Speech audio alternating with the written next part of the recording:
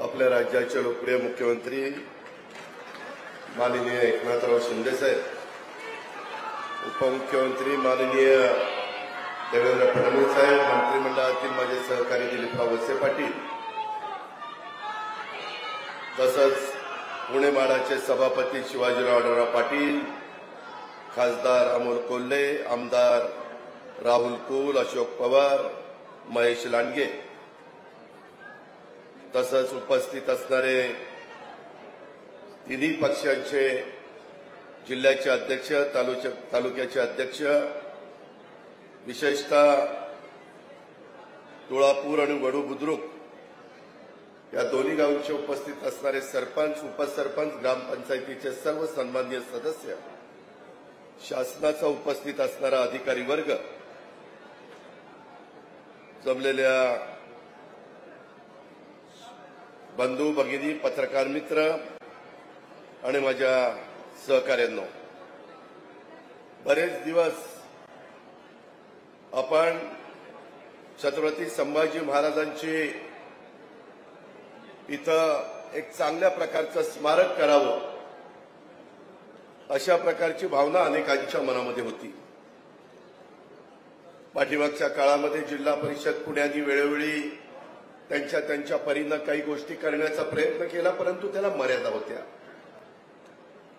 आणि म्हणून आम्ही सगळ्यांनी ठरवलं की छत्रपती संभाजी महाराजांच्या नावाला साजेसं स्मारक आपण राज्य सरकारच्या तर्फे करायचंय। मित्रांनो, याच्यामध्ये अडचणी बऱ्याच येत होत्या।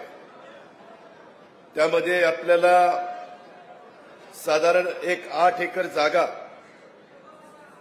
ही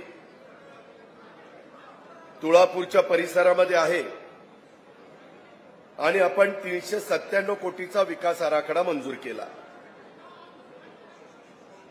त्याच्यामध्ये 158 कोटी रुपये विकास कामांच्यासाठी खर्च करणार आहोत आपण। त्याच्यामध्ये आपली जी नदी जाते तिथं रिव्हर फ्रंट डेव्हलपमेंट करणारे, गॅलरी करणारे, कार्यालय करणारे, उत्तम अशा प्रकारचं छत्रपती संभाजी महाराजांचं संग्रहालय करणारे, पार्किंगची व्यवस्था करण्याच्या करता वाहनतळ, स्वच्छतागृह, प्रवेशद्वार अशा सगळ्या गोष्टी आपण करतोय। आणि वडूच्या इथं आपल्याकडे 2 एकर जागा आहे, परंतु 78 साली राज्य सरकारची जागा केईएम हॉस्पिटलला दिलेली आहे। स्थानिक लोकांना पण आठवत असेल, आता तिथं फार काही चालत नाही। जागा देताना एक क्लॉज घातलेला आहे की ज्यावेळेस राज्य सरकारला ती जागा लागेल त्यावेळेस राज्य सरकारला परत करायची। आणि त्याच्यामुळं राज्य सरकारने ठरवलंय केईएमला सांगून ती 2 एकर जागा घ्यायची आणि 4 एकर जागेत 110 कोटी रुपये मंजूर करून आपण तिथं मंदिर, पार्किंग, संग्रहालय, स्मारकाचं प्रवेशद्वार अशा प्रकारच्या सर्व सुविधा तिथं देण्याचं आपलं काम आहे।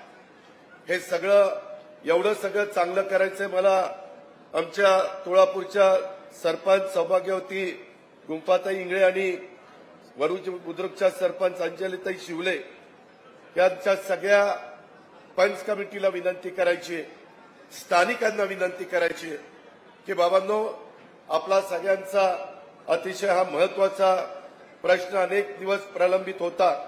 आम्ही हा कडेला नेत असताना अनेक त्याच्यामध्ये स्पर्धा लावल्या। एकूण 6 स्पर्धकांमध्ये 3 वास्तुशास्त्राची निवड आपण केली, शास्त्रज्ञांची, आणि त्याच्यातून आपण हे सगळं पूर्णत्वाला नेतोय। हे सगळं करत असताना काम पण कॉन्ट्रॅक्टर वगैरे सगळं ठरलेलं आहे। 30 महिन्यामध्ये काम पूर्ण करून द्यायचं त्यांनी मान्य केलेलं आहे। या सगळ्या भागामध्ये आता आशिया खंडात एक नंबरची चाकण औद्योगिक वसाहत बनवण्याचा राज्य सरकारचा प्रयत्न आहे। त्याचाही फायदा आपल्याला सगळ्यांना झाल्याशिवाय राहणार नाही। रोजगार निर्मितीच्या करता देखील महारोजगार, नमो महारोजगार मेळावे हे देखील राज्य सरकार घेत आहे। आजच मुख्यमंत्र्यांनी एक मोठा तिथं मेळावा हा बारामतीला मुख्यमंत्री महोदय करून आलेले आहेत। अशा पद्धतीनं हे सगळं काम आपलं चाललेलं आहे। इथून गेल्यानंतर लघुजी वस्ताद साळवे यांचंही स्मारक आम्ही पुण्यामध्ये करतोय। शेवटी जे आपले आदर्श आहेत, जे आपले महापुरुष होऊन गेले पुढे इतिहासामध्ये नवीन पिढीला देखील त्यांचा इतिहास कळायला पाहिजे, त्यांचं शौर्य काय पद्धतीचं होतं ते समजलं पाहिजे आणि म्हणूनच या सगळ्या गोष्टीचा विचार आपण करतोय। आज येथे तुळापूरमध्ये स्वराज्य रक्षक छत्रपती संभाजी महाराज यांच्या समाधीस्थळ स्मारकाच्या विकास कामाचं भूमिपूजन होत असताना आपण सगळ्यांनी संभाजी महाराजांच्या आचार विचारांची जपणूक करण्यासाठी इथं आपण हे स्मारक बनवतोय। आपल्या सगळ्यांना कायम हे स्मारक ऊर्जा देत राहील अशा प्रकारचा विश्वास पण मी व्यक्त करतो। इथं वडू आणि तुळापूरमध्ये आपले छत्रपती संभाजीराजांची आपल्या प्राणाचं बलिदान त्यांनी दिलं नाही, तर येणाऱ्या अनेक पिढ्यासाठी स्वराज्य रक्षणासाठी प्राणांची आहुती देण्याचा आदर्श त्यांनी निर्माण केला। संभाजी महाराजांनी औरंगजेबाशी जो लढा दिला त्यानं केवळ आपलं स्वराज्यच नाही तर त्यावेळेस अवघ्या भारतात त्यांची प्रेरणा घेतली होती गेली। महाराष्ट्राचे आराध्य दैवत छत्रपती शिवाजी महाराजांचा विचार छत्रपती संभाजी महाराज यांनी पुढे नेण्याचं काम केलं। संभाजी महाराजांच्या जन्मानंतर अतिशय अल्प काळात त्यांच्या मातोश्री महाराणी सईबाई या गेल्या या दुःखाची कल्पनाही करता येत नाही, परंतु सईबाईंच्या पश्चात शिवराय आणि मा जिजाऊंनी त्यांना हिमतीनं उभं करण्याचं काम त्या काळामध्ये केलं।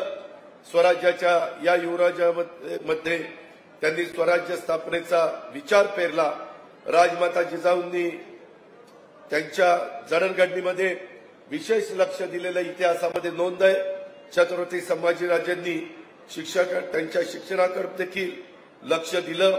संभाजी महाराजांना सुसंस्कृत फारसी भाषेचा गाढा अभ्यास होता।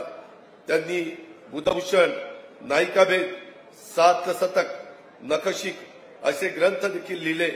वेळ मिळेल तसं छत्रपती शिवाजी महाराजांनी छोट्या छत्रपती संभाजीराजांना लष्करी विद्या शिकवण्याचं काम केलं। ते अनेकदा त्यांना वेगवेगळ्या स्वारीबरोबर स्वतःबरोबर नेत होते।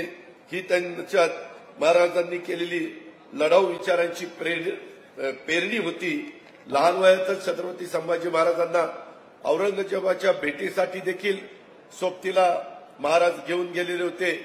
ते का घेऊन गेले असतील तर छोट्या शंभूराजांना पुढच्या काळात स्वराज्य रक्षणाकरता निर्भीड बनण्याच्या करता त्या दृष्टीने शिवरायांनी केलेली ती पायाभरणी होती। या सर्वांपासून युवराज संभाजीराजांनी प्रेरणा घेतली। शिवाजी महाराजांचा प्रतिनिधी म्हणून संभाजीराजांकडे मुघलांकडे मनसबदार व्हावं लागलं। त्यावेळेस छत्रपती शिवाजी महाराजांचा करारी स्वाभिमानी बाणाही संभाजीराजांनी अनुभवला। अशा कितीतरी गोष्टी ज्या इतिहासामध्ये घडल्यात त्या तुम्हाला सांगता येऊ शकतात, परंतु वेळ पण बराच झालेला आहे। त्याच्यामध्ये बरेच दिवस मी मुख्यमंत्री आणि उपमुख्यमंत्र्यांच्या मागे लागलो होतो की आपण आचारसंहिता सुरू व्हायच्या आत आपण या भूमिपूजनाचा कार्यक्रम घ्यावा, जेणेकरून आपल्याला त्याच्यामध्ये मदत होईल। संभाजी महाराजांच्या स्मारकाचं भूमिपूजन कार्यक्रमाच्या वेळेस आपल्या लोचनताई शिवल्यांनी काही शेतजमीन उपलब्ध करून दिली, हे कुणी दिलं? अरे सभा मंडपाची, मला वाटलं तिथली गेली काय, कुठल्या चिठ्ठ्या पाठवा काही कळायचं नाही।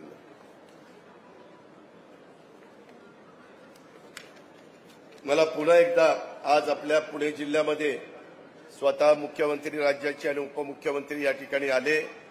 जिल्ह्याचा पालकमंत्री या नात्याने, तुमचा सगळ्यांचा लोकप्रतिनिधी या नात्याने मी मुख्यमंत्री आणि उपमुख्यमंत्र्यांचं मनापासून स्वागत करतो। मनापासून ते आल्याबद्दल त्यांना धन्यवाद देखील देतो।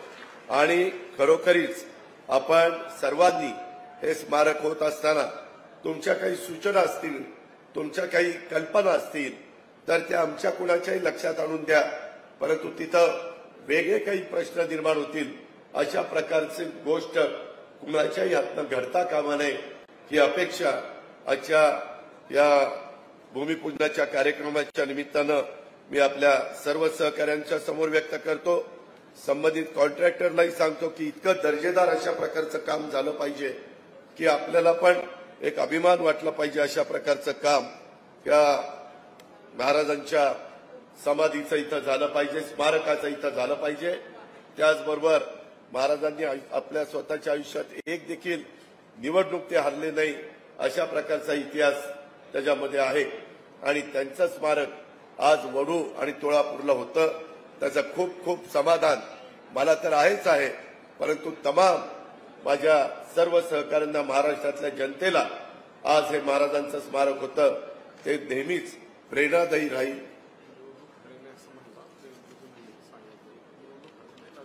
सॉरी, मी ते राजकारणामुळे निवडणूक म्हणलं, ते लढाई हरले नाही. काय लोकसभेच्या निवडणुका आल्या, निवडणुकीशिवाय काही कळत नाही, परंतु आमच्यामध्ये एक निष्ठा देवेंद्र फडणवीस आहेत. असं काही झालं की लगेच तिथल्या तिथं लक्षात आणून देतात. धन्यवाद देवेंद्रजी, असंच नेहमी अशा गोष्टी लक्षात आणून द्या. आणि मित्रांनो, ते एकही लढाई हरले नाही. येतानाच माझं मुख्यमंत्री उपमुख्यमंत्र्यांचं त्याबद्दल बोलणं चाललेलं होतं, परंतु चुकून शब्द गेला, त्याबद्दल दिलगिरी व्यक्त करतो.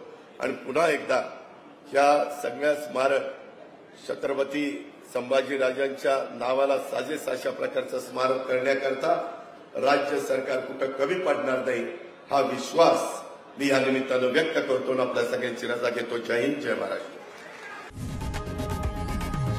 लोकशाही मराठी ऐका, पहा, जागरूक रहा.